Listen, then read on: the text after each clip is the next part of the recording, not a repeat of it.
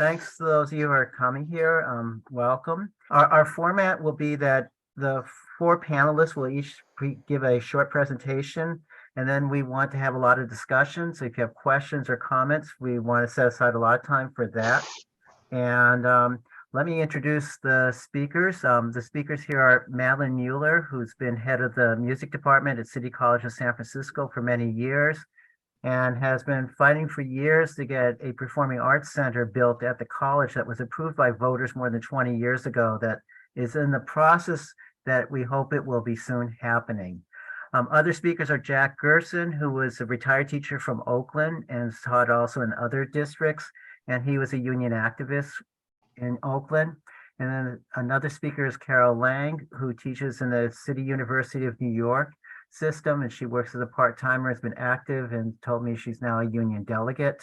And myself, I'm Rick Baum. I've been teaching in community colleges since the early 1980s. I've been at City College of San Francisco for about 25 years now. And I was going to give an overview, and then the others followed by the other three speakers. So let me start off with what I wanted to present.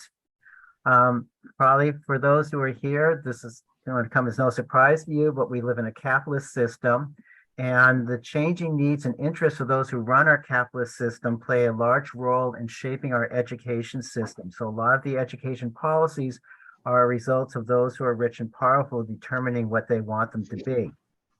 The purpose of an education in a capitalist system is to help with what many will call the reproduction of the system, or its continuation, although it has to change as capitalism changes. And that reproduction includes providing the society with a trained workforce with the skills that businesses need and want. I used to quote something from Obama in a State of Union address where he talked about a partnership between community colleges and private businesses where they work together. The private businesses say, this is what kinds of skills we need. And then for Obama, his dream was that the community colleges then would offer classes that provide those kinds of skills. The businesses prefer that an excessive number of people get these skills because then they can keep wages down below what they should be. Another part of that reproduction is passing on the dominant values of a capitalist system that are the ideas that serve the rich and the powerful and help them to maintain their power and privileges. When it's successful, that is passing on the dominant values, people accept them and championing the existing system, and even go so far as to be willing to fight and die to maintain the system. Success for them also will help to maintain the existing class system in which workers will passively accept remaining in the working class. There will be exceptions for those who rise above their social class, but that's always strengthens the ruling class to have new people coming into their ranks, like an Obama as an example. And it also, education is there to train children from ruling class families who are getting prepared to take over from their parents' generation. What I'm trying to say is that the ruling class has a keen interest in shaping education to their liking. They will come up with social policies which they demand be implemented. Leading practitioners, which some of the panels will probably talk about this today, include the Gates Foundation, Lumina, the Walton Foundation, where they have people think about what kind of education system they want. They put this forward and they push it to be adopted by legislatures throughout the country. And so these foundations are among the forces running educational institutions or determining their agendas. And they've taken an approach that they want them to be run more and more like a for-profit business, where success is defined by, especially for working class students and lower middle class students, by measurable factors such as how students do on standardized tests, how many graduate, do they graduate quickly? In fact, there's a new funding formula in California for the community colleges in which part of the funding for community colleges will be based on how many students graduate who start school and how quickly do they graduate. And this is reflective of that particular agenda. Those in power downplay and ignore unmeasurable qualitative benefits that one gets from an education, students becoming more well-rounded individuals, students developing critical thinking skills, students becoming more engaged in social concerns and in actions to improve our society, that's not emphasized. That's not something that they're concerned about. They're more concerned about something that can be measured. And for those who are educators, for the powers that be, the successful educator is someone who can quickly process many students through their classes with passing grades so that they can move on and get their degrees and move on to work within our society. Some of the proposals, they can be contradictory and some are outright crazy. Madeline's going to be talking about the new state chancellor for the community colleges in California, who's put forward a proposal that all high school students starting in the 9th grade take a community college class. You know, this is when we're reading about how the students are even further behind as a result of COVID than ever before. So it means a lot of 9th graders don't even read at a 5th grade level. And yet she envisions them taking community college classes. Why, we can discuss why we think that's happening. To carry out their policies, there are enforcers that will threaten state takeovers of schools, and unless their policies are followed, and they include accreditors and FICMAT in California, which is something that Jack will be talking about. FICMAT stands for the Fiscal Crisis and Management Assistance Team. Now that sounds like a nice thing, management assistance team, but it would be more proper to call them the management austerity team, because they usually try to impose cuts and fewer educational opportunities, especially in working class schools. Obviously, there are great sums of money are spent on education, and those who are powerful want to maximize their profits, and they are successfully devising means to get their hands on that money. Much of this comes under the heading of privatization, which is essentially the way that businesses get their hands on public funds being used to educate people. And among the way that privatization works is one example would be the student loan industry, which Madeline plans to talk about. Other forms of privatization include charter schools financed with public funds, voucher programs, the replacement of in-house workers with private contractors, like say janitorial services. Rather than have employees of the school doing that work, they get an outside contractor who pays their workers a lot less. The use of consultants to run schools. Consultants, millions of dollars are spent at, say, for example, City College every year on outside consultants, and we don't even know what they often do. Then there's also the introduction of more and more computer technology that's provided by private companies that's used to supposedly educate students, but in some ways it's being used to also displace teachers or as a substitute for teachers. One of the programs that we use at City College is called Canvas, and it's owned by a private equity company. And I was talking with a computer person the other day, and he says they don't have incentives to improve the program because they have a monopoly. And so, and I think it's a terrible program, but that's my view on it. So let me turn things, and I should say that Carol, who is at CUNY, is also going to talk further about privatization. But Jack is going to go first, and then Madeline, and then Carol. So take it away, Jack. You need to unmute yourself. Yeah, I did. So I'm going to talk about FICMAT, the Fiscal Crisis Management and Assistance Team. It was established by the California State Legislature in 1991. The enabling legislation was Assembly Bill 1200, AB 1200, to quote unquote help local education agencies meet and maintain their financial obligations. Now, we have a permanent fiscal crisis which they're referring to. And it's used to continually hammer, and that's not just for K-12, and it's not just for K-14, and it's not just in California. This is used to hammer down social services, and in general to transfer wealth from working people, poor people, and youth, young people, and so on, to transfer wealth to private entities, especially to the private sector. and to impose labor discipline, among other things. So from the beginning, FICMAT's job was austerity. By insisting there's a permanent fiscal crisis, holding school districts, that means schools, students, staff, community, responsible for this crisis. Since it was set up 32 years ago, FICMAT has engaged in over 1,400 such fiscal reviews. The solutions are especially downsizing, closing schools, cutting teachers and other staff through layoffs and attrition, holding down salary and benefits and cutting them when they can get away with it, cutting academic and vocational programs, selling off school district properties, schools and land, threatening state takeovers for those who don't comply with their recommendations, and actually bringing in the state successfully, from their point of view, in many cases, in Oakland from 2003 to 2009, in Compton in the late 1990s, in Inglewood more recently in about 2015, I think. There's a downward spiral here, which is that they detect the deficit and insist on downsizing.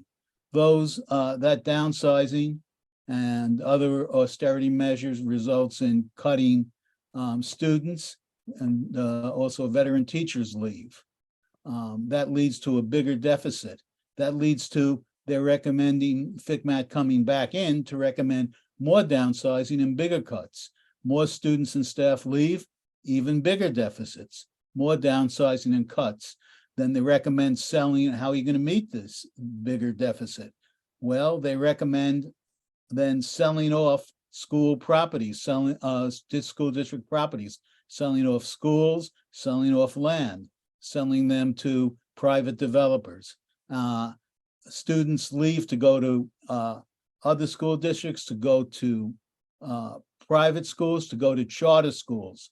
And FICMAT has been overall encouraging of charter schools, at least until very recently, which has led in Oakland, for example, to over 30% now of students in charter schools. So I'm going to go through what the authorizing legislation was, and then I'm going to try to briefly go through what they've done in Oakland. So AB 139 and AB 1200 in 1991 established FICMAT. In 2001, AB 139 authorized county superintendents to call for FICMAT reviews and audits of school districts for suspected fraud or misappropriation of funds. This was used as part of the rationale for the state takeover of OUSD on January 1st, 2003 through Senate Bill 39 that was passed in 2002.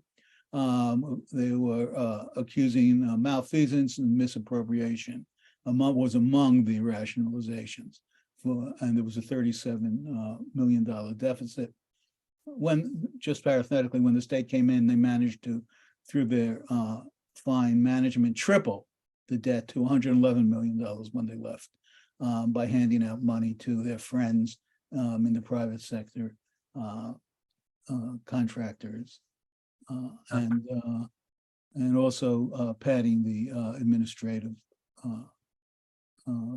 payroll outrageously. In 2004, AB 2756 added responsibilities for districts with qualified and negative certifications relative to collective bargaining disclosures. In other words, they could now come in and start prying with and meddling with bargaining and contracts, and recommend that that contracts be held up, that raises not be given. And they had, given their connection with the state and the state on the way they was set up, they could recommend going up to state takeovers. Jack, 5 minutes. Okay, thanks. So this 2004, AB 2756 in 2004, was especially used to hammer Oakland. Oakland was the laboratory for this initially. and Oakland had been given an emergency loan of $100 million in 2003 or 2004. So this was this was the model that they used, and they've come in many other areas to use this subsequently. In 2006, FCMAT's powers, austerity powers, were extended by SB 430 to charter schools and by AB 1366 to community colleges. In 2018, AB Assembly Bill 1840 shifted the implementation from a state-centric to a county-centric model. So rather than FCMAT reporting to the state directly, they report to county superintendent. Now, all of this are just fig leaves to cover up the fact that the austerity is being carried out by the state for the private sector. The state set up this agency and gave it the powers, and then to quote unquote audit. And who are they, by the way? They're run by the administratively by the Kern County county superintendent of public instruction and his office. They tend to hire as their administrators former school superintendents and chief financial officers from school districts around the state, although I'm sure they're bringing in veteran community college hammerers as well. In Oakland, this was used to, as I said, to bring in charter schools to first implement the 4%. There was a 4% pay cut implemented by the state, and then they blocked pay increases for the remainder of the 6 years of the state takeover. Now, FCMAT was the auditor and manager of this. FCMAT would issue report cards approximately once every 6 months. Those report cards were contrived. The score was clearly decided in advance, and there were about half a dozen major categories, each with about 10 subcategories. And it became clear to me after the second of these or so, the second or third, that their scores were just made up it had nothing to do with what was going on the ground. They were made up to say that there was modest progress, but it would require years more of state takeover. Then a year before the state takeover ended, the person who was FCMAT's head in Oakland, Dr. Roberta Mueller, was made the interim superintendent. So we were paying $250,000 plus benefits to her, and another $250,000 plus benefits to the state administrator. 2 minutes, Jack. Okay, is it 2 more minutes? Okay. 2 more minutes, yeah. So I want to say there's really not enough time to talk about what we need to, but instead of this permanent fiscal crisis, and this is true for communities around and municipalities and other localities around the country, not just in California, and not just education either, the priorities are upside down. Schools, students, communities, our futures are all being sacrificed for austerity, whose goal is to squeeze the last drop of profit out. It's privatization of profit and socialization of loss, with money going directly to corporations via massive educational outsourcing, consulting, contracting, etc., to textbook publishers, test mills, and so on, to real estate developers who take over, who they force sales of, of schools and land, school buildings and land, to supposedly resolve the fiscal crisis, lower the debt, and indirectly by holding taxes down through Proposition 13 and so on. Priorities need to be turned right side up, and that's going to require major social struggles, contract struggles, struggle over who gets what, and end, to this hammering, and people need to, and we need to put working people in our communities first. And any rational society, any humane society would say, you don't sacrifice education, healthcare, and other vital services on the altar of privatization and private profit. I'm going to stop there. Okay, thanks, Jack. So Madeline, you're next. I want to tell people that I'm posting in chat these 3 articles, the links to the 3 articles that you wanted people to have. Unfortunately, the format isn't great, but they'll be able to see them there. So go ahead, take it away. You're muted, Madeline. All righty, thank you, Rick. When I was asked to be on this panel today, I decided I would review various similar panels I've been a part of for the last 15 years or so. During those years, I've collected many well-researched and argued articles concerning the attacks against American educational systems in general, and particularly against our students. In 2011, I wrote one of these articles. It's still available online. Rick is putting it into the chat. It's called, let me look at my title again, Connecting the Dots by M. Mueller. In it, I emphasize 2 major areas, one called Follow the Money and the other Brain Research. Today, these are the 2 areas I will still like to emphasize. In the Follow the Money, I did an update 3 years after in 2014, and I'll read just a little bit of that update because this is a lot of what Rick and Jack has just mentioned to you. I said in 2014, the forces behind for-profit college debt factories are many, ranging from the countless advocacy foundations, such as those funded by Lumina, which was made up of Sallie Mae Loan Company, and Bill Gates, to the collaborators gathered under Koch brothers ALEC, the American Legislative Exchange Council, to the neoliberal politicians with direct holdings and positions on for-profit institutions, the entrapment of students into obscenely excessive loans for low-quality training in overpriced, substandard private institutions is especially aimed towards veterans, the poor, they're the pure, and young people of color. That's in 2014. Hasn't changed much, has it?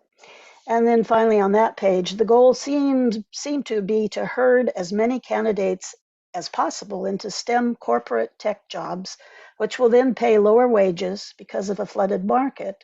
Students who took out large loans counting on good jobs to pay them back will find no such high-paying jobs. The student loan interest rates will spiral. They have.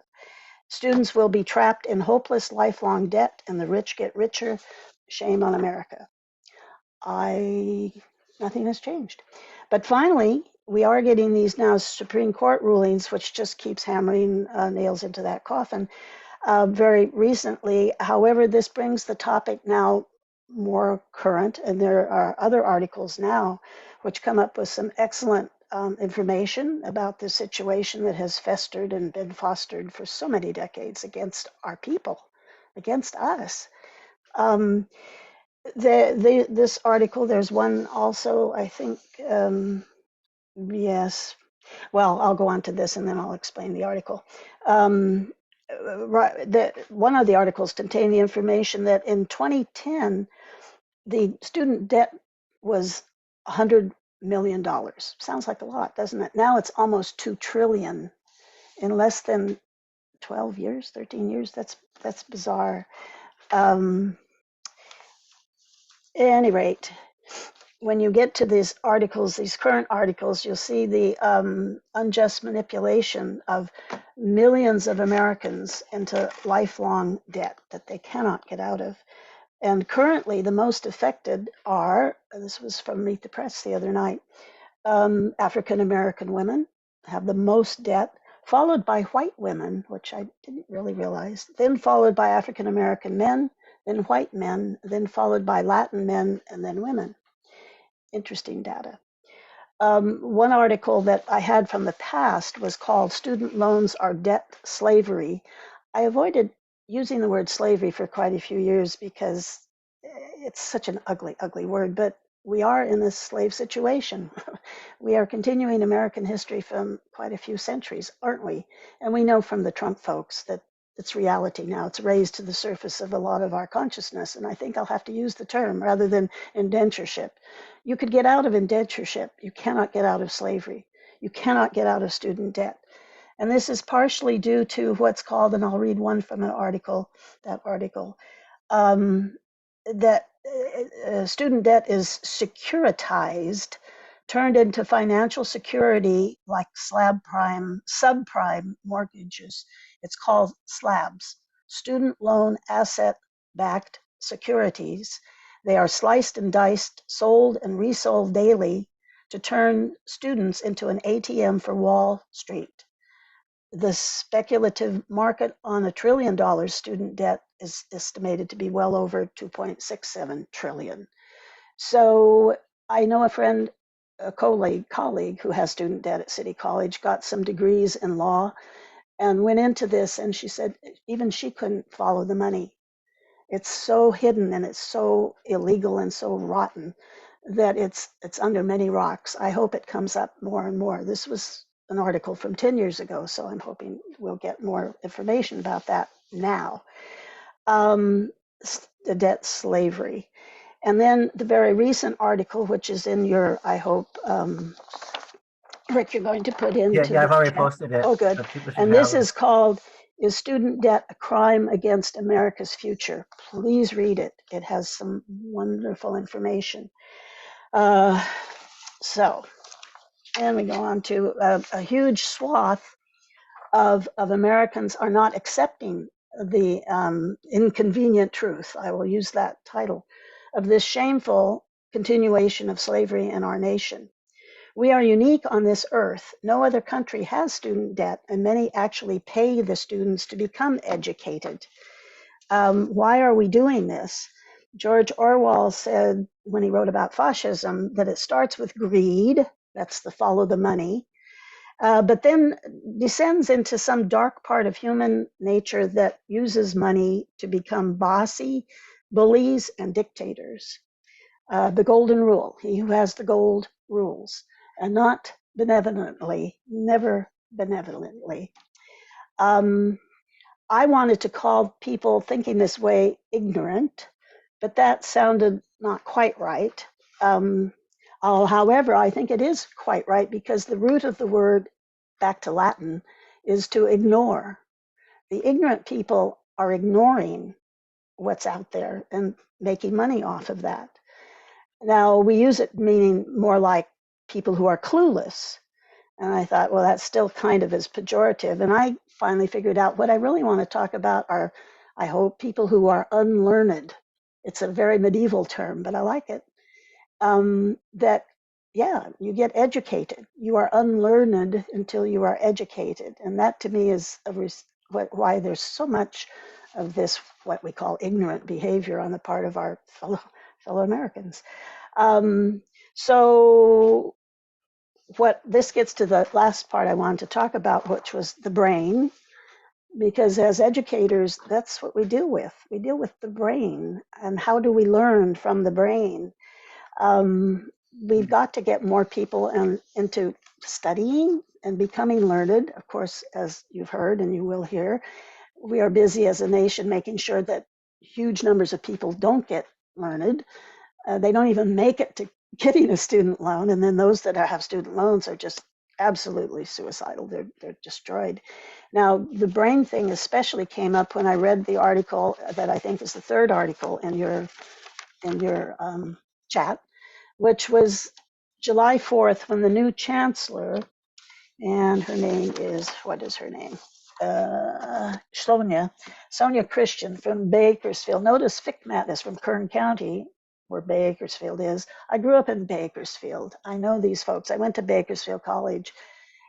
There's a lot of, I'll be diplomatic, unlearned facts coming out of what she says about Bakersfield College, my alma mater.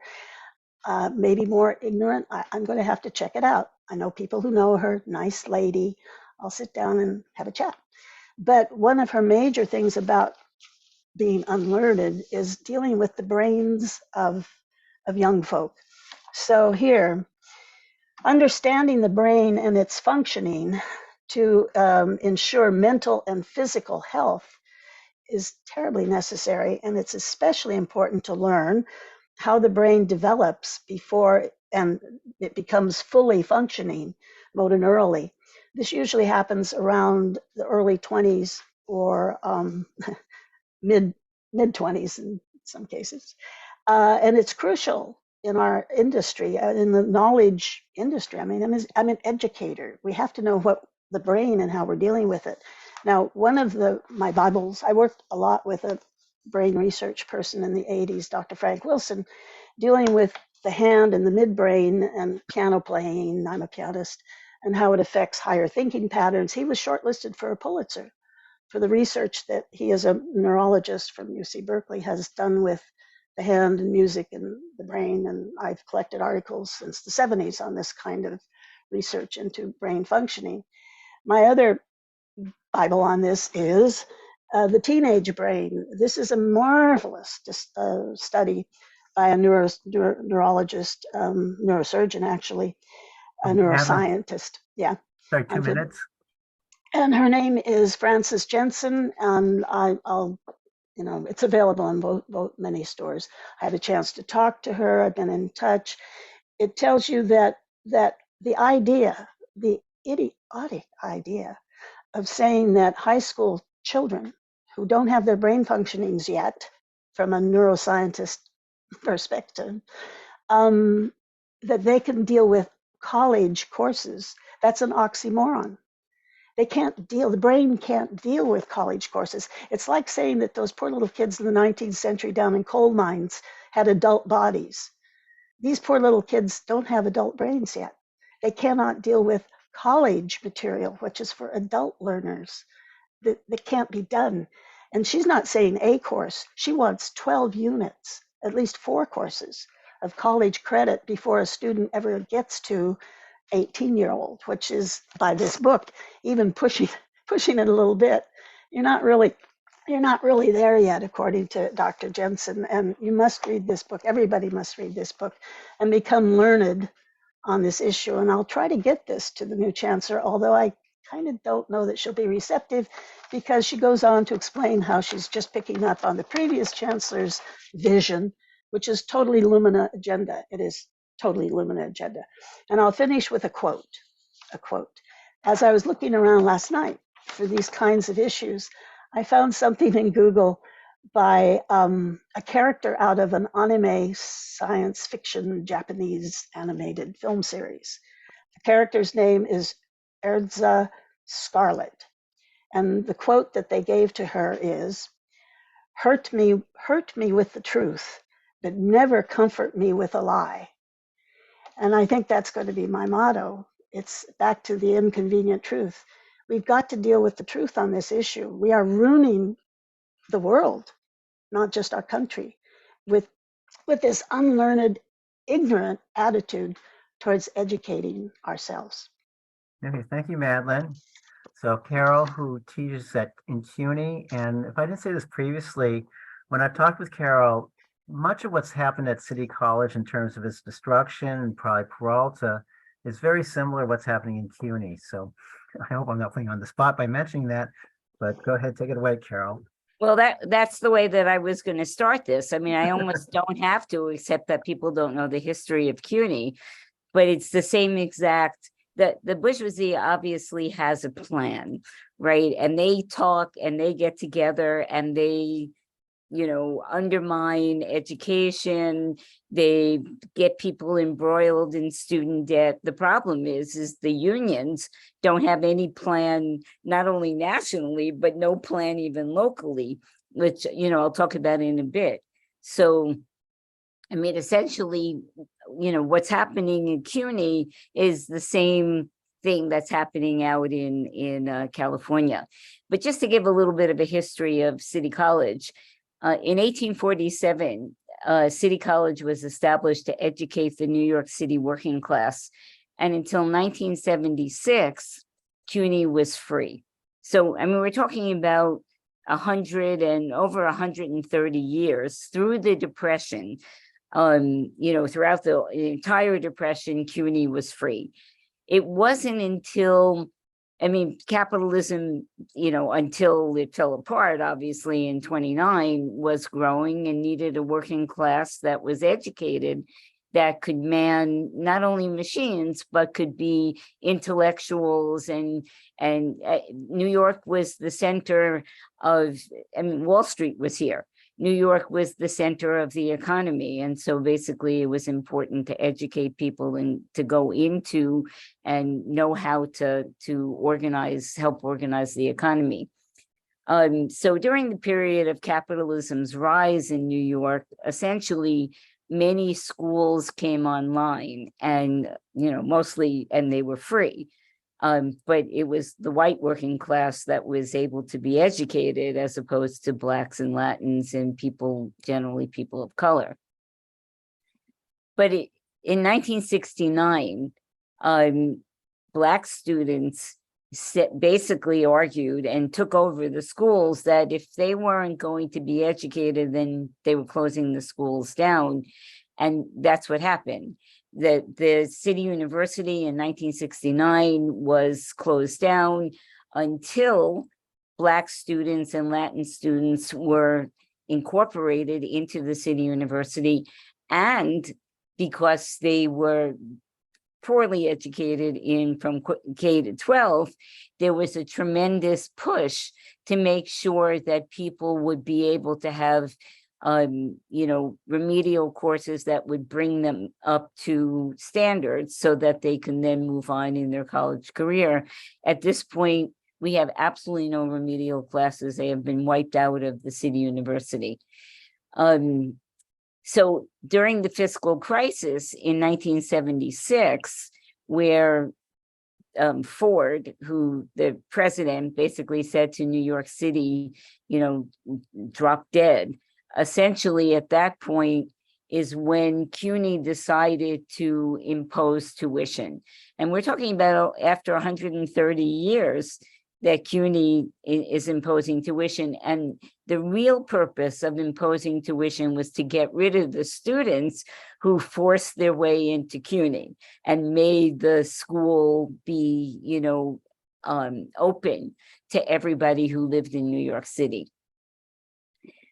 During this period, 75,000 workers were laid off in New York City. A lot of people were put on furlough, didn't get paid for weeks. The crisis was incredibly deep in New York. And so the excuse was, to impose tuition was the fact that there was a fiscal crisis. And therefore, we had to do something about, making sure that CUNY would continue in its, reach to involve more and more students in New York City. In the meantime, in New York, there's 112 billionaires who are not being taxed by the mayor or by the governor. So the people who are being taxed is the New York City working class. And so they're either being taxed by taxes or cutting.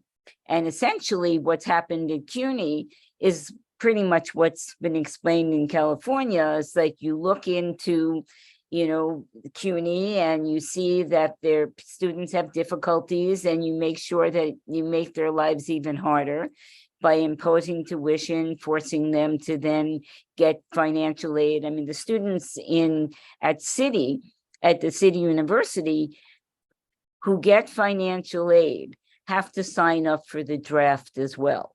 So in case the United States decides an all-out war with Russia, then those students will be drafted and they will no longer exist at CUNY. And a number of the students who I've had were so, poor that they ended up having to go to Iraq, and the circumstances of their lives were just changed immeasurably. And so they ended up very often dropping out of school.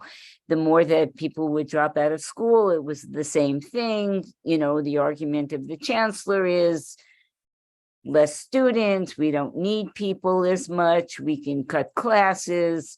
So it's in a downward spiral. And the only thing that the chancellor is actually pushing are these STEM programs, and basically AI, that people should learn AI, they should learn computers, the hell with humanities, the hell with that in the nursing programs, which I used to work at City College, now I work at a community college, the nursing program was completely cut.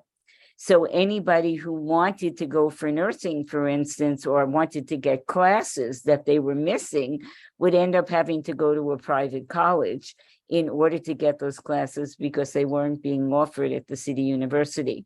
So all a way to, once again, downsize, get rid of the city university. And I mean, that's pretty much what's happening in all the social services in New York City, and I'm sure elsewhere as well. The chancellor has decided that in order to be able to meet their budget, payroll, they have to cut anywhere between 5 and 7% of every department at CUNY. We have 25 schools.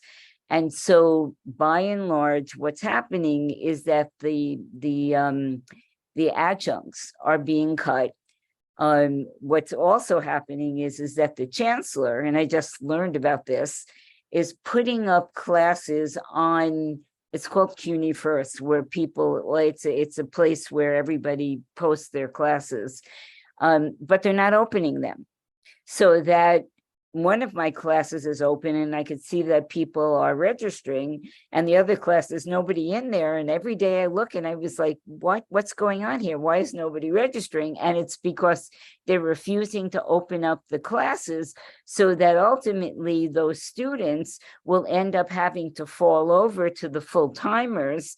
So the full-timers are now being asked to give up their release time. So if they're working for the department, for the history department where I work, then essentially they're going to have to pick up more classes in order to pick up those students that are now not being taught by the adjuncts. And by and large, up until this past semester, 60% of the classes were being taught by adjuncts.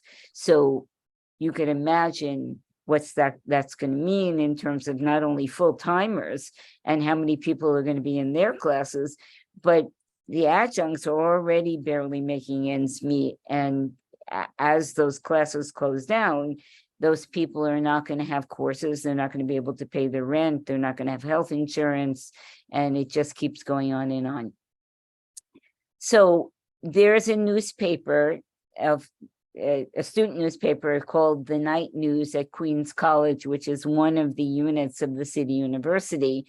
And they quote Joseph Longren, who is an assistant vice president for budget and finance. And he says, lower enrollment has affected the college significantly.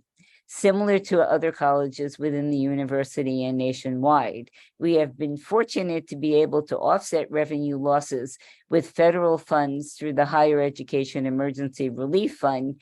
However, we are exploring coping strategies for when the program ends at the end of fiscal year 23. 2023.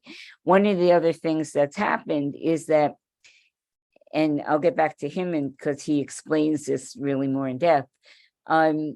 We, the adjuncts, are now entitled in the last contract to have a 3-year contract. So you can't fire me until my 3-year contract is up. But the chancellor has now decided that's too long to wait.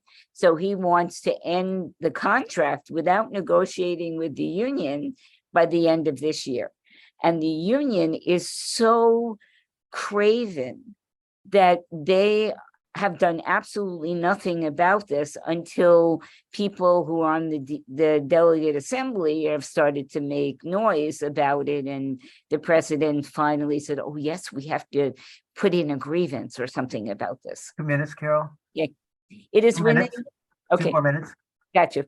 It is within the context, he says, of these fiscal constraints that on February 3rd, CUNY's Executive Vice Chancellor and Chief Operating Officer Hector Batista sent out a memorandum to the presidents and deans of the 25 CUNY colleges outlining saving targets for 2024 fiscal year. In the memo, Batista ordered 5 to 6% budget cut for programming and activity expenses and a hiring freeze. So we have 25, and they're gonna be cutting 5 to 6% of each program, not each school, but each program within each of the colleges.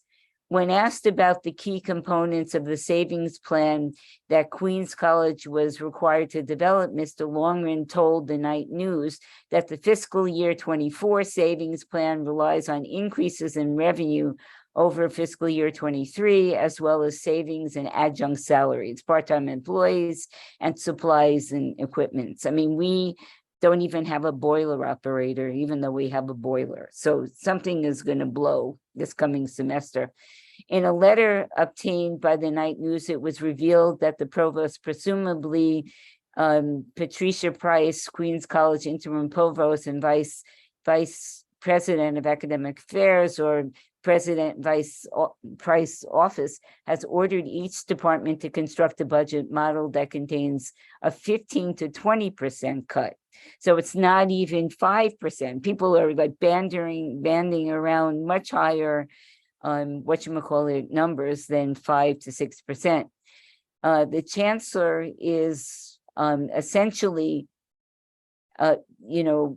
forcing people to, especially getting rid of humanities programs. And in fact, they got rid of the humanities department in one of the schools already, and the adjuncts have lost their jobs there. I'll just, can you just make your last point, Carol? Okay, so buildings are once again being sold off. Starbucks is buying these things. The university has resorted to putting classes online, but is not opening them up. As I said, as a delegate, I have been raising these things in the union. The union is completely craven, has said that it was willing to do it. The most important thing here is that tuition was free for 130 years. Now so this is how things are being privatized too, besides selling the buildings. The senior colleges, students are paying $6,930 a year. The community colleges the students are paying $4,800 a year. And just to say that we have to figure out some national fight back. Maybe we're not all in the same union, but we need one big union in order to fight back against management's plan, nationally. Okay, thanks, Carol. We do want to open it up. Alan Fisher was not able to say something, so he has something in chat, the question that I'll ask. But I just want to tie a few things together that people have said. Let me just go through it real quickly, almost like anecdotes. Carol was saying that CUNY was cutting the nursing program, which is horrific when I think of it. The administration of City College during the pandemic, we're talking about cutting the nursing program to save money. So it's like this mentality, same mentality. Remedial classes, you said they've been eliminated in CUNY. They've been eliminated in California in the community colleges. Even though I have many students that come to my class who are not ready to take a college class. They can't write a complete sentence. And now we have the state chancellor wants to put ninth graders into these classes. It's ludicrous. As you mentioned also, at City College, at least, I think this is statewide, partly it was accelerated under COVID, but more and more classes are online. In my social science department, half the classes are offered online. So people will not be meeting in person. They won't necessarily even be meeting over Zoom. So that's another trend. And that certainly plays into the tech industry and their greater role in education. In terms of the student loans, one of the things that the student loans do is that they keep students from going into fields where we need to have them going into. There's a major teacher shortage right now. And if you're graduating from college with a huge student loan, it's probably one of the last things you're going to go into because they're paid so poorly. So there's these contradictory things happening. The financial industry makes a lot of money off the student loans, but it's also destructive of other things that are necessary in the society. And you have these conflicting or contradictory interests. Jack mentioned Compton College and FICMAT. Just a little anecdote about City No, I College. wasn't mentioning Compton College. I was Oh, I thought you mentioning did. Compton School District. Okay, and I wouldn't even mention that point. So I saw that John has his hand up, but let me deal with Alan's question, which is more for Carol. And he asked, and I want to give what John actually responded to him. How were Blacks and Latinos kept out of CUNY before 1969? Was it just the cost of books and other living expenses? John pointed out that they did have an admissions process, just like four-year schools. So that was a way of keeping people out, but maybe you could clarify that situation, Carol? Well, in New York, you had to have, I mean, really, it depended on the time period because in the 1950s, there were no standards. You could just get into school. I mean, you know, most Black and Latin people were actually trying to earn a living. By And school, you mean community college, right? no, all school, all city college as well. No, I went to Brooklyn College, and I know, but you, we'll but have to get this straight later. you didn't, okay, you didn't rather go in than the, now. but you didn't go in the 1950s. You went later. Jack, you're muted. Oh, Jack, you're But, muted. let Carol talk and then I'll have you talk. You're Sorry. muted, Jack. But So in the- let Carol make her point, then I'll My get. father went there also before. So in the 1950s, there was essentially open admissions for white people. And so, because they needed to be able to bring people into the economy, as you know, as the economy began to change, it was only you had to meet certain standards in order to get in. You had to take certain tests in order to get in.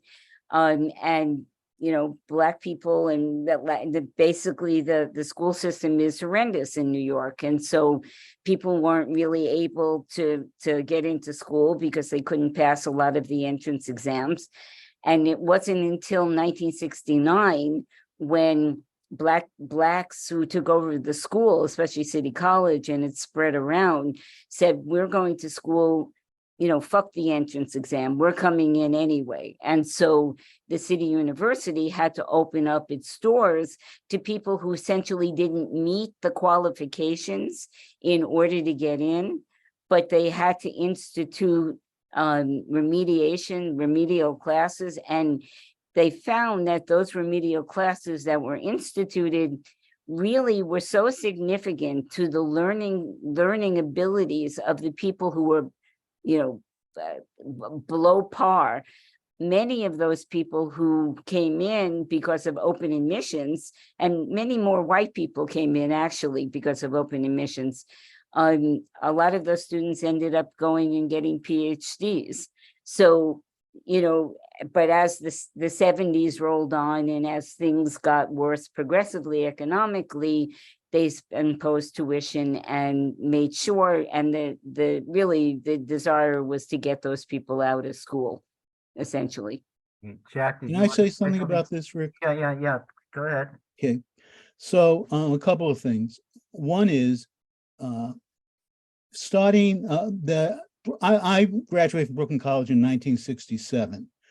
And starting after open admission started in 1969, after open admission started, many of the schools and also employers had a demarcation line. For those before, actually, it was like the class of 1972 and earlier were treated better than those who graduated after 1972, when it was deemed that the schools had gone down in academic delivery and stature and so on, deemed so by the racist society. But that was that was very clear, and it was well known that happened. Prior, so I think that's very important. I actually was involved at City College in 1969. I graduated from Brooklyn College in 1967. In 1969, I took a couple of classes in general studies just so I could spout off in my few months back east in the fall of 1969, including well, I won't go through the details of what happened there. Prior to the 1960s, my memory and I remember this because I entered high school in 1960. and I knew what admissions requirements were around. There were different admissions requirements in each of the different four-year colleges of the city university at the time, but they all were a combination of your average, which were in numerical terms in percent, which generally had to be in letter terms B plus or better in some schools, and at least B minus in others for the four, plus your scores on the SATs. Now, community colleges, I believe certainly before 1960, I think even after 1960, were easier to get into, and I think there essentially were no standards other than application and maybe high school graduation prior to 1960 and even the early 1960s in community colleges. The four-year schools, there were always requirements, I believe. My father went to Brooklyn College in the 1930s, and I have no knowledge of the admission standards, and the admissions requirements being dropped, subsequent to that. But I'm certainly open to seeing that that was the case. But my memory is that there were such requirements, and they were used. The combination with the SAT scores was important because education was extremely racist in New York. I went to Midwood High School, which was 99% white. If you went down the road about 4 or 5 miles to Wingate High School, it was majority Black. I later taught at Franklin K. Lane High School, which was maybe 1% white. Boys High School and Girls High School, before they became Boys and Girls High Schools, were almost entirely Black and brown. Similarly for Thomas Jefferson High School, Eastern District High School, and I can go on in the high schools in the Jack, Bronx. got to wrap it up so we have other. Yeah, people. so in other words, you had extremely racist education. Students would graduate with diplomas, but they couldn't get in despite having, in some cases, graduating near the top of their class because the education was so bad in those schools. And I can go into the reasons why, since I taught in some of them, that when they combined with the SAT scores, they just couldn't get in because, the bar was on the college board was used as the barrier to keep them out. Thanks, Jack. John, did you want to say something? And Carol, I'll give you a chance to respond. Actually, I want to get back to some other things, particularly what Madeline had to say. Let me stop you for a second. Carol, did you want to have a quick response to anything Jack said? No, it's okay. Go ahead, John. Try to keep it to 2 minutes. Madeline, I really appreciated your bringing in that report from the new city chancellor of this, because it confirmed, especially if you read between the lines a little bit, a lot of things I've been saying for a long time. You have a master plan in California coming from Jerry Brown and continued by his protege, Newsom, currently the governor, which was inflicted on the entire state. And the basic plan is slightly different from the basic plan elsewhere, but more or less the same. The basic idea is to take the community colleges who used to have vocational training, all sorts of different remedial training, adult classes, and convert them into one purpose and one purpose only for the community college to be 2-year prep schools to get people into the 4-year colleges, particularly for those students, particularly middle-class students, mostly white, whose grades were not good enough to get into the 4-year colleges, like UC Berkeley or Cal State Hayward, for that matter, in the first place. And that practically flows right out of everything that she had to say. Rick, I'm really glad you mentioned the fact that, formally speaking, it was only a year ago that remedial education was removed from the mission statement for the community colleges, something that the unions did not take up to anywhere near the degree that they should have, with absolutely disastrous results, as you can guess. So more and more you have the community colleges. It's gotten to the point where you even have employers complaining at Peralta that the vocational training programs they had relied on for trainees for their industry are being wound up. And yes, they're cutting back on the nursing program. and all the vocational programs, as well as getting rid of remedial education. And that's why it is with the coronavirus being used as an excuse, you've had a dramatic reduction. The basic plan is to downsize the community colleges and turn them into, like I said, just a prep schools for the four-year colleges, oriented to the to middle class and students, generally ones that are whiter than on average. And that's supposed to be the new mission of the community colleges. The result being, I don't even want to talk about the cutbacks at Peralta due to the fact that we've got Madeline and Rick here, and the cutbacks at CCSF have been even worse. But you've had quite a few cutbacks as well at Laney, despite the fact that we now have free tuition at Laney and even free lunch at Laney and Merritt last semester. Despite that, we were having a continual decline in administration because the students, the classes the students want to take are simply more and more not available. Okay, So let Madeline probably wants to respond to what you're saying. Yeah, sure, Madeline. And I have a Well, few responses. Yeah, just I've written other papers. Yeah, I went to Bakersfield College and graduated with my AA in 1960. It was a junior college. We're not doing anything progressive and futuristic. We're going back 50 plus years to a junior college model.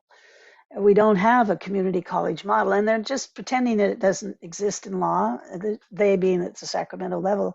I will tell one story. A friend of mine's stepmother-in-law was on the state board of governors 5, 6, 7 years ago, and there were a couple of dinners. It was when Jerry Brown was still governor with the then chancellor, I guess it was Bryce Harris, and they were discussing how for ease of management, the community college system wants to go back to a junior college, and so run out of Sacramento with a kind of token whatever about local boards, but run out of as a system like CSU and UC, because I used to do fairly regular kinds of lobbying over in Sacramento. And yeah, since 1970s, the community college state chancellor's office has want to be just like UC and CSU, one union, one size fits all out of 116 colleges. And for ease of management to go back to this junior college system, no school should be more than 10,000 students.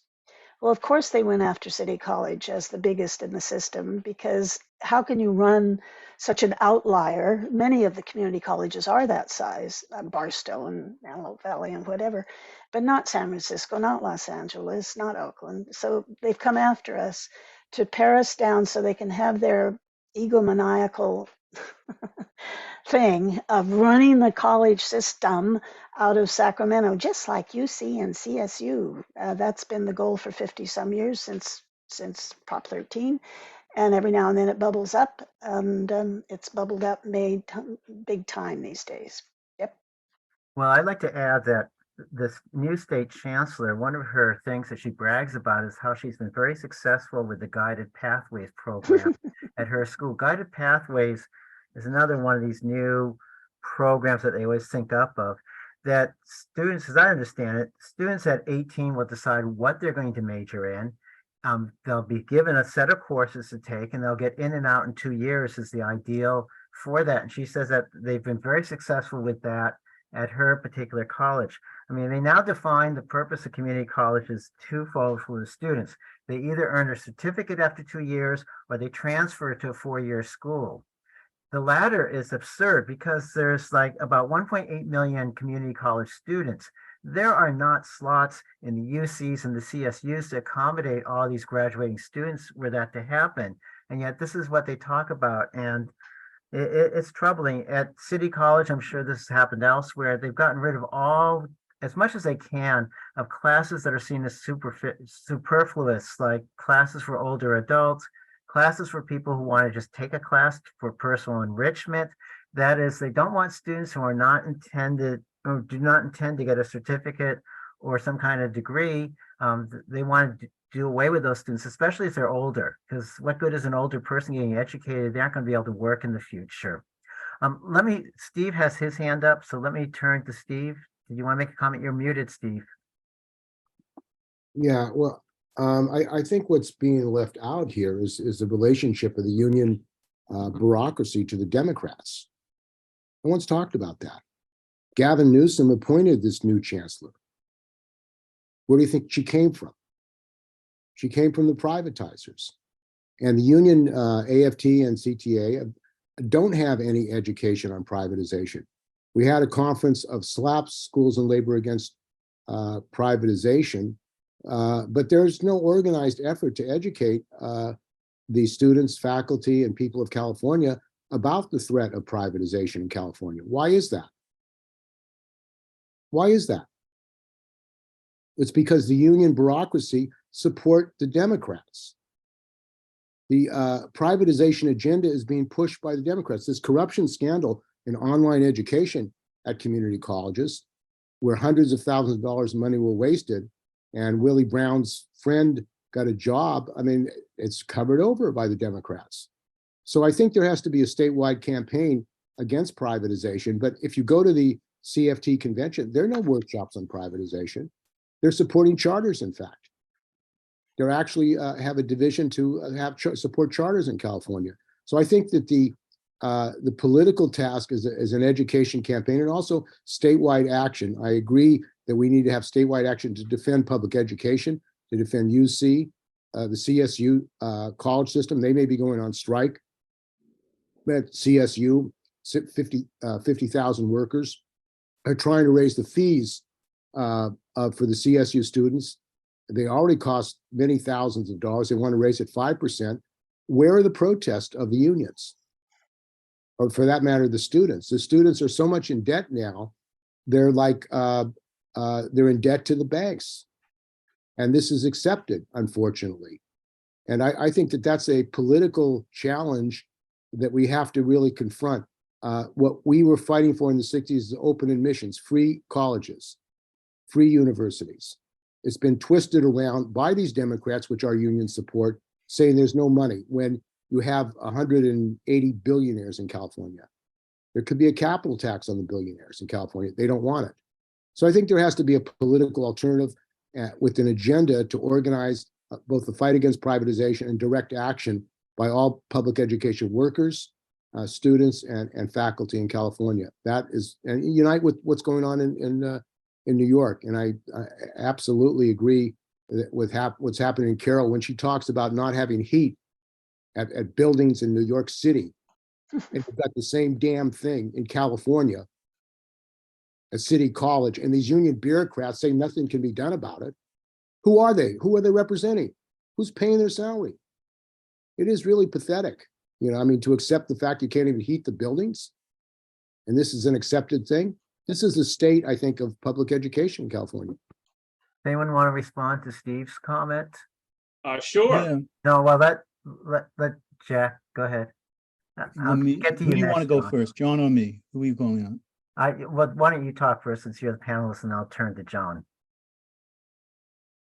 Okay. Yeah, so Steve's right about the fact that we should have talked more about the Democrats. And in fact, he's right that the union bureaucracy is direct collaborators and allies, and in many cases identical with the Democrats. In Oakland, when the state came in in the state takeover, it was Jerry Brown and the state superintendent of public instruction at the time, a guy named Jack O'Connell, who called on Los Angeles billionaire Eli Broad to appoint the state administrator. Now, Broad is a big Democratic Party rainmaker. And much of the California is dominated by the Democrats now. They control both houses of the legislature and have the governor. And the austerity is being imposed by the Democrats. These Democrats are supported, funded, and so on by the labor leadership, and especially of the teacher unions, the big teacher unions, NEA. I mean, I'm CTA, the NEA state affiliate, gives a huge amount of money and time and labor and phone calling and so on to keep the Democrats elected, who turn around and kick education in the teeth over and over and over again. So CTA gave $100,000 to Jack O'Connell's election campaign in 2002. He turned around and implemented the state takeover of OUSD. Who else is involved? The Silicon Valley. You read about some of the right-wing billionaires there, but most of them are Democrats. Most of the gig economy folks are big Democrats and Democrat contributors, and they are very anti-union. But it doesn't stop this alliance, which goes from the anti-union gig economy, Silicon Valley billionaires, all the way through labor. So this is an extremely important thing, to bring out and fight. But it means fighting against the union leadership and exposing this in this way and others. And that's something which is often avoided. If you look at, DSA, and many of the labor notes caucuses, you will see that what's talked about is we have to organize, we have to support solidarity and so on, tailing after the bureaucrats, and the bureaucrats themselves are dragging things into the Democrats. So in terms of attacks on capital, we didn't talk about the role of Proposition 13 in all of this. That's a huge it's a huge handout, huge loopholes to corporations. And I happen to know for a fact, because I fought this and was able to drag this out at a state council of CTA meeting in about 10 years ago. Well, it's about 15 years ago. CTA withdrew a proposed initiative, a proposition to implement a split roll tax, which would close the loopholes in corporations and differentially tax corporate property. And they withdrew it because they were threatened by the Chamber of Commerce, who said, if you do that, we'll go after the agency shop. That would mean no dues checkoff. And that is like putting a cross in front of a vampire. They said, well, we can't do that because they would go after the agency shop. And I said, well, if they can threaten and you won't do it, then you can never do anything that will threaten them in any way. That's where the union leadership stands.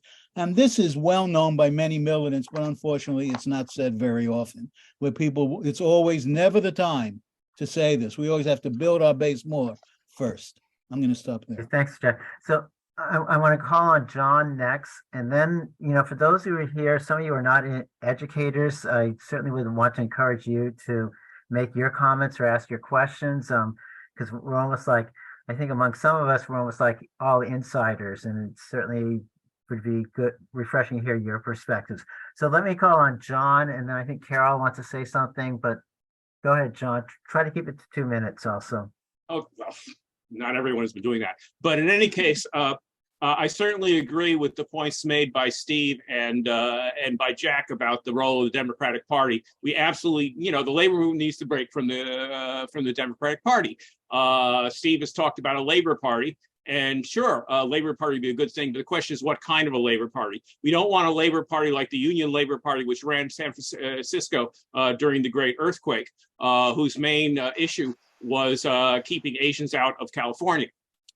We want to have a labor party that fights for fundamental social transformation, that acts as a leading leaders, not just for the labor movement, but for the Black movement, for all the oppressed, to fight against imperialism, and in fact, in general, to fight for socialism. That's the kind of labor party that we need to have. And anything else would be just a reform labor party, like the British Labor Party, which is busily organizing the in office. When it's in office, it organizes the keeping the workers in line. So that's the kind of labor party we need. And that's the kind of labor party we need to fight for. Now, in terms of, we definitely need a campaign, and certainly we should oppose privatization. But the biggest issue in the community colleges that what we've talked about is the downsizing of the community colleges. That is the fundamental thing we need to fight about, is the turning of the community colleges into prep schools for the four-year colleges. We need to, we have a downward spiral of the community colleges. We need to fight about that. And one of the aspects about that is certainly fighting privatization, where that's an issue. So that's, I think, should be the central focus of that campaign. There's one other thing I wanted to talk about, namely, which maybe this is not the right point for, but before everyone forgets about it, about dual enrollment, something I've personally got a lot of personal experience around. I'd like to make a comment or two about that. Is this the right point for that, Rick? Why? Or later is fine too. Yeah. I just why want don't you to say- be what do you about it. mean? Could you just say what you mean by dual enrollment? I mean things like enrollments, like those ninth graders. Okay. Right. Okay. Right. Okay, So yeah. basically, Let- basically, very quickly, I teach history, and I don't think I've ever had a history class in which I haven't had dual enrollment students from the high schools. Usually 11th and 12th grades, and occasionally I remember at least one case in which it was a ninth grader. And what was consistent was they always got A's. And the reason for that is these are the elite students in the high schools. These are the best students in the high schools. They're the ones that go for dual enrollment. The dual enrollment policy is an elitist technique for the best and the brightest. That's what dual enrollment is all about. Which does not mean I'm against it, but turning the whole purpose of the community colleges into dual enrollment goes hand in hand with all the other things that Chancellor was talking about, namely essentially turning it all into prep schools, as I've always claimed, for the four-year colleges. Okay, thanks, John. I'm going to call on Carol next, but does anyone else who hasn't spoken yet want to say anything? You could indicate raising your hand or coming on. Okay, not seeing anyone. I guess Carol, you're next. Okay, so if you look at it, there's a group that Steve and I belong to. It's called the United Front Committee for a Labor Party. And it's exactly what John explained, that it's a organization not like the British Labor Party, but attempting to organize a Labor Party that's going to be around and ultimately, hopefully, fight for socialism. Even though we don't necessarily agree on everything, we agree definitely on the Democratic Party, on the bureaucracy. And, the problem in my union is that there's sort of an opposition caucus type of people, but there's labor notes type of people who will say, exactly, organize, we got to organize, and that's the mantra, but essentially never say anything about the trade union bureaucrats. And, this is deliberate on their part to not do that because they don't want to alienate the union bureaucrats. And so I am really literally the only person, not only in the union, but in the DA, that says anything about this whole thing about putting courses up online and not opening them up. When I found out about it, I said, the union president, he needs to be doing something about this. This is his responsibility and he's not doing it. Why aren't you doing this? And everybody else says things in a very measured way, like this is a bad thing, we need to fight it, but never a direct attack on the union leadership or the principled officers to, about the fact that they don't fight and about the reason why they don't fight. And, I've been on lists where I talk about the Democratic Party, and I've been attacked by militants in other unions in the UFT because I say things about the Labor Party and that workers have to organize independently. But that's the fact. Workers have to organize independently. We have a situation in New York where, and I'll be really brief about this, where the union leadership of the UFT and a number of other unions are trying to put the seniors, people who have retired, on a Medicare Advantage program. And my union has been negotiating to do this until people found out about it. And then all of a sudden they said, oh, this is a terrible thing. They voted against it, even though it passed among the Municipal Labor Committee. And my president comes up with some weird idiotic plan about how to fund healthcare for New York City residents, which is take from this, take from that, never talking about Medicare for all, never talking about taxing the rich. And so, essentially all my flyers are about the fact that these people don't do what they're supposed to do, which is defend the working class. And, hopefully it will come to fruition at some point. But frankly, none of the left who are either talking about it or even coming and participating and fighting against the bureaucrats, the IG, the Left Voice, none of those people. And this rank and file group inside, my union and the PSC also never criticized directly the union bureaucrats or their connection with the Democratic Party. Okay, Madeline, you have your hand up. So do you want Yeah, just on a, am I unmuted? to? Yeah, Yeah, okay. we hear you. Just under a few things, by the way, maybe in 2015 or so, I did a survey of billionaires living in San Francisco. It was 106 of them. Now, some of them lived technically a little lower down on the peninsula, but they were working, their outfits were in San Francisco. I don't think it would be the same now because presumably they're fleeing the city, but interesting that New York and San Francisco had relatively the same number of billionaires. The other thing was that the students who come in on a dual enrollment, we've done that at the college for 20, 30. I started teaching in 1965, been there, done that, done everything. And those students didn't do well. There is what I call the Mozart syndrome. There are some who do come out at a very early age. They are exceptional. I just didn't happen to have them in my classes, nor did I know of anybody at our school who had the really, truly achieving dual enrollment person, even amongst the seemingly the more able to navigate a college system.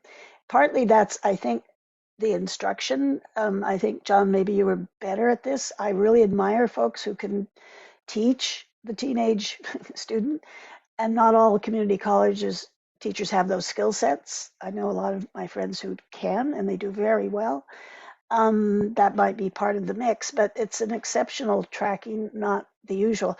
What we find out is that even the online courses, which I absolutely loathe, but the A students will always be the A students. They will. Online, the data shows that anything below an A gets worse and worse and worse and worse, data-wise. They don't want that publicity ever to be out there because they just show how the A students are doing just fine. And they will. Many of them are self-starting, and they'll maybe escape all the terrors and awfulness of the rest of the folks. And then I just wanted to give, by the way, a little bit of what the Lumina and folks are after. From 2013, there was a thing called the Red Balloon Project that said what we should look forward to in education. I'll just read one thing. That teachers were no longer in this thing called teachers. The major goal is to get rid of teachers because we're the enemy to all of this money-making exploitation of students. We try to protect our students.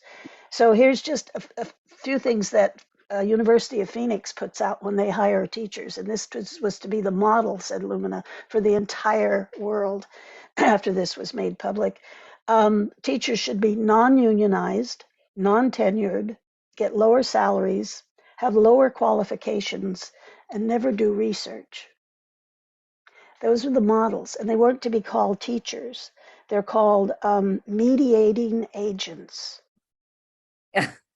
Because the ideal is that everything's online, one size fits all. If there's no teacher from City College that can manage a course, well, there's somebody who has a module from Barstow, they can plug in that module. So the teacher just runs these modules, and that's how they can control the whole system from the state. That's what they're looking forward to, get truly rid of everyone, full-time, part-time, don't pit against each other. They want us all gone. And then it says here, this will give the students, where was it saying? Here it is. The theme of this new way of offering education is the loss of power. This is what you're after. the loss of power by traditional institutions to control events and process. You don't want that. Then you want the increased power of individual students to create and recreate. The power of students should interact and learn from each other without mediating agents. Yes, that's the goal. The other thing with downside with the putting more classes online is that students don't meet with each other. So it's even that much harder to organize them. But I also want to say my impression, I would draw a distinction between the schools that are being downsized. I think it's predominantly targeting the urban schools like San Francisco, Oakland, and Los Angeles. And that's where you have predominantly students of color and predominantly working class students. So they're the ones, their schools are the ones that are even more under attack than are probably the schools in the wealthy suburbs like Contra Costa. Steve, you have your hand up, so you wanted to make another comment? Yeah, I mean, I think that there is an ideological struggle going on against the capitalist agenda. And, the fact that we don't have a workers' party, whatever workers' kind of party, there's no fight against the ideology of the capitalists in education. And for that matter, with AI and how it's being introduced. You have a situation of Tony Thurmond, who the unions gave $60 million for against another right-wing politician. What did Tony Thurmond do? There was a crisis of charters. He appointed a commission that included charter people on his commission to investigate the role of charters. This is Tony Thurmond, who the unions laud and wants to run for governor. You have Reed Hastings, who was supporting the Prop 39 that would allow, more charters and shared schools. The charters could steal classrooms. The union, the CFT and CTA went along with Prop 39 on the basis that it reduced the percentage needed to pass a bond, but it allowed charter schools to be built on toxic dump sites. So they've compromised themselves. The union bureaucracy have totally compromised themselves politically. And I don't think people want to face that in education. The rank and file educators and the activists don't want to face the fact that they have a corrupt, compromised trade union bureaucracy. That's why they can't fight privatization, because they're incapable of fighting privatization. You have a situation, and Carol alluded to it. I mean, a major issue is pensions for CalSTRS, for employees. The pension system in California is being corrupted by privatization, by charter scams. And CTA has people on the CalSTRS board. They've never fought to fight the charters who are pension rigging to get pensions, these CEOs and superintendents and others. On the issue of healthcare, this is another thing in California. More and more money is going not to teachers' salaries, but it's going to the insurance companies. That's what's happening. They say, well, we can't pay for a wage increase because we got to give the money to your insurance. Well, where is the CFT and the CTA fighting for single payer and demanding that we get rid of the insurance companies? They're not there.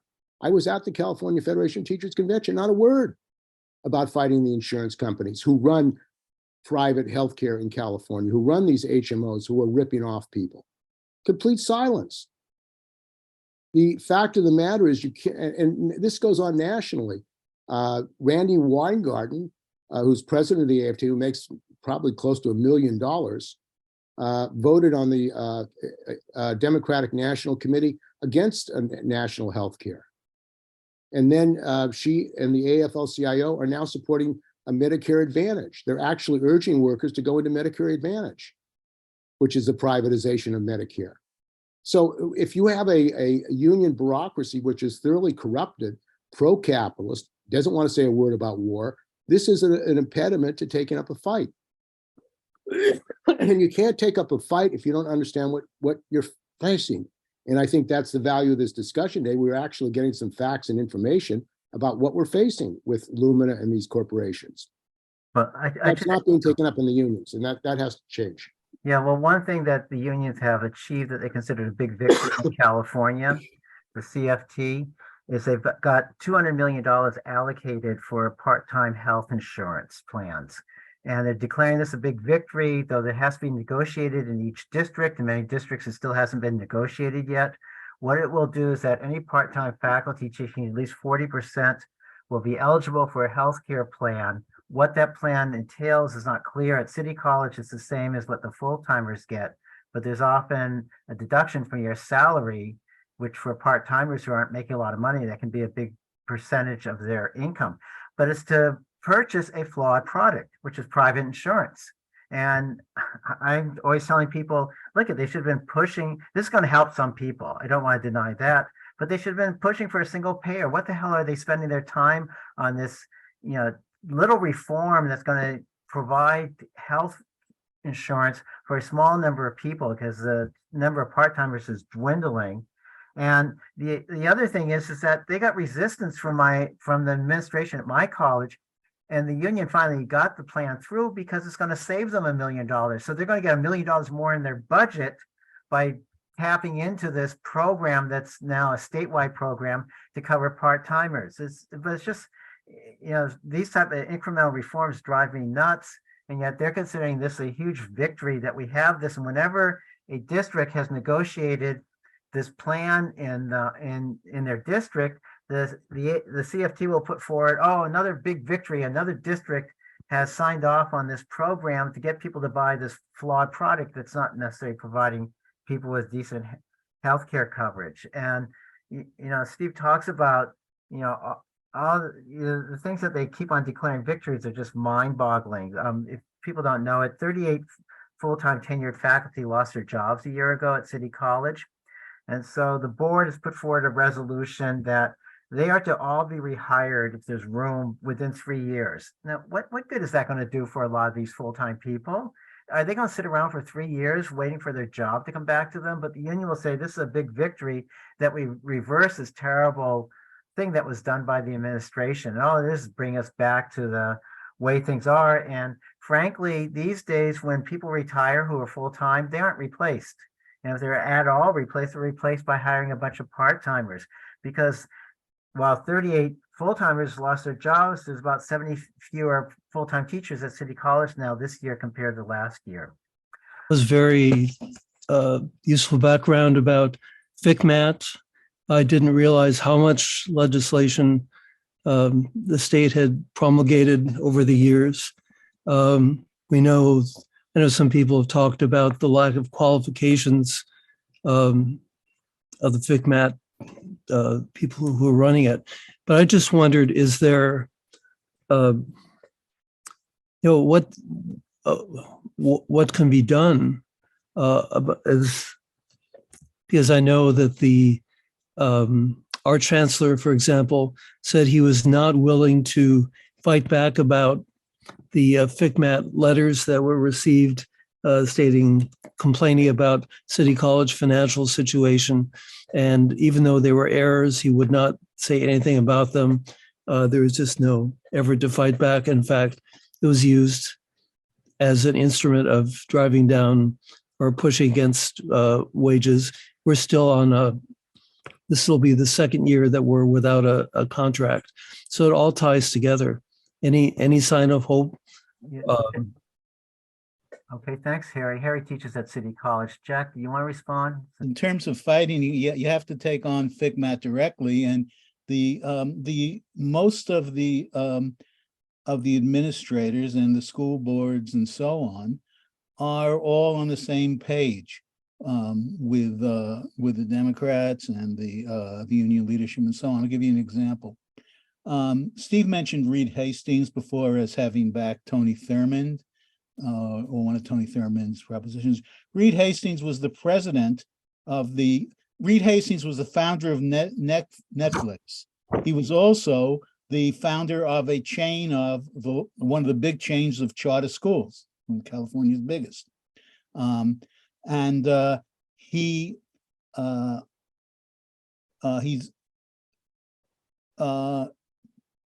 was responsible for bringing in the state superintendent of public instruction,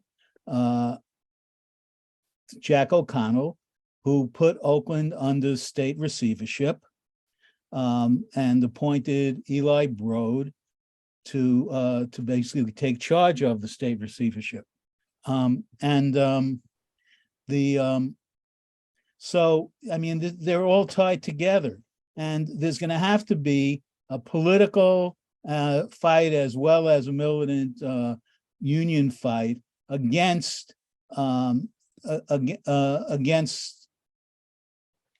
FCMAT.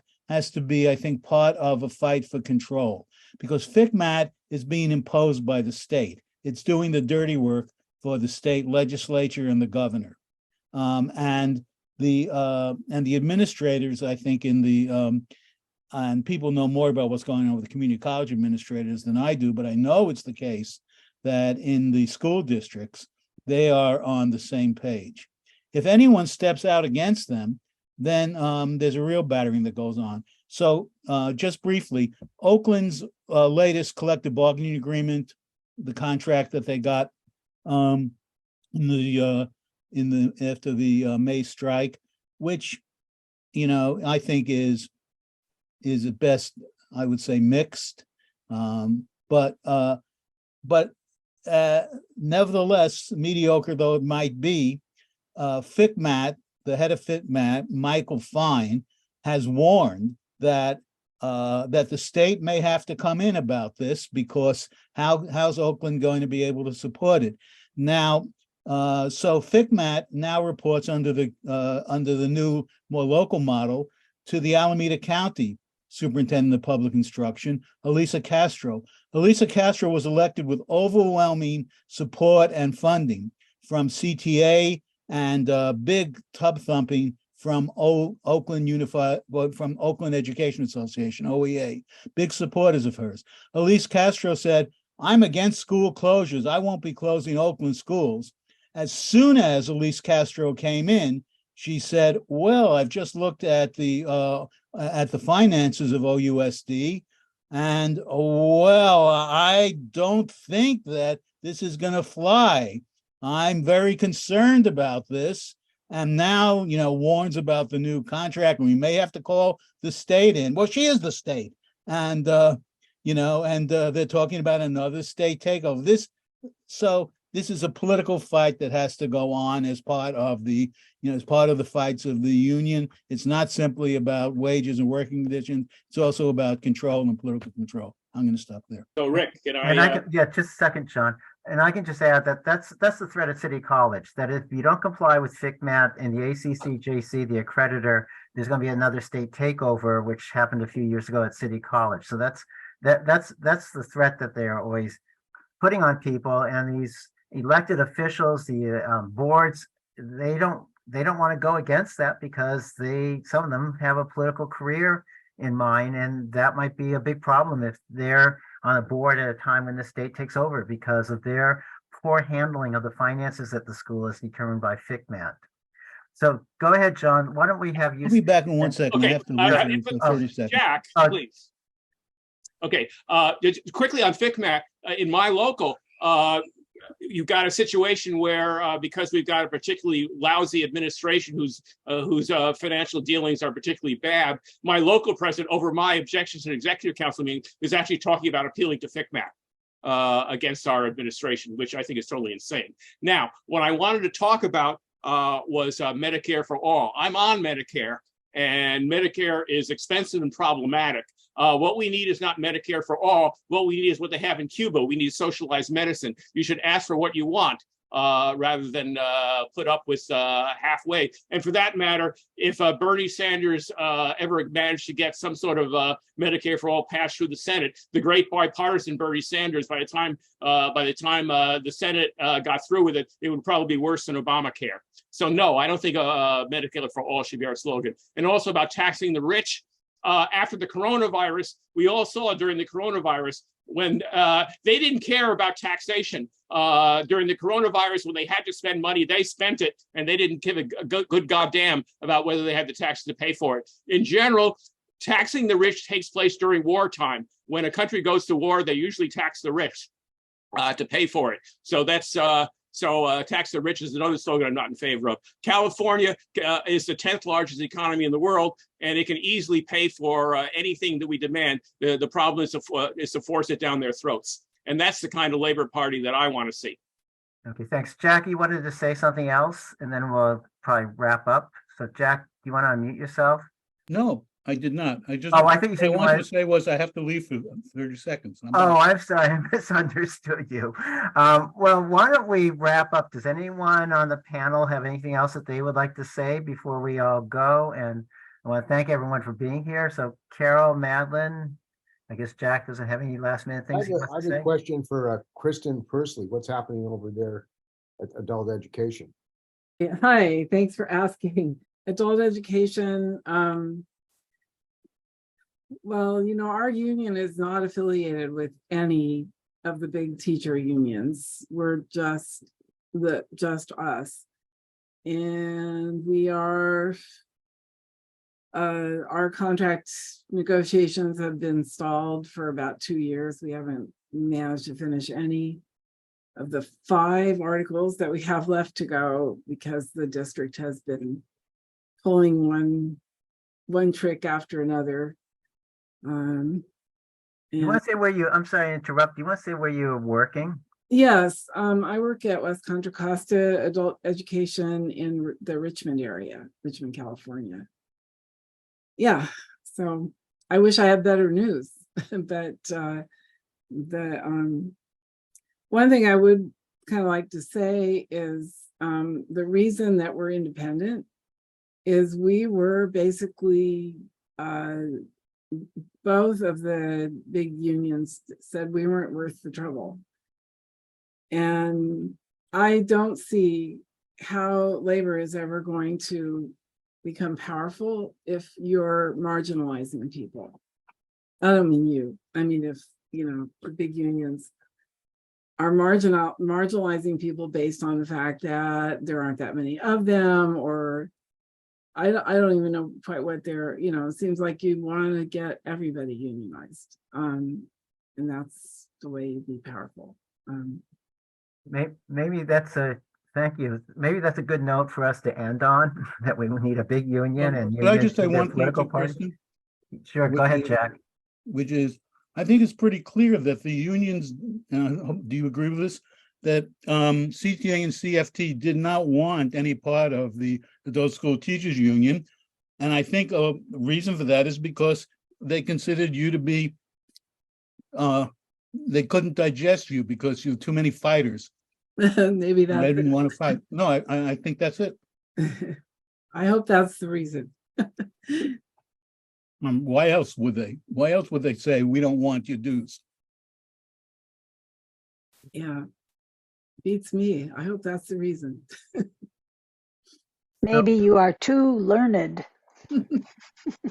So thanks, everyone, and do take care, and hopefully we'll all be struggling together and bring socialism to the society real soon.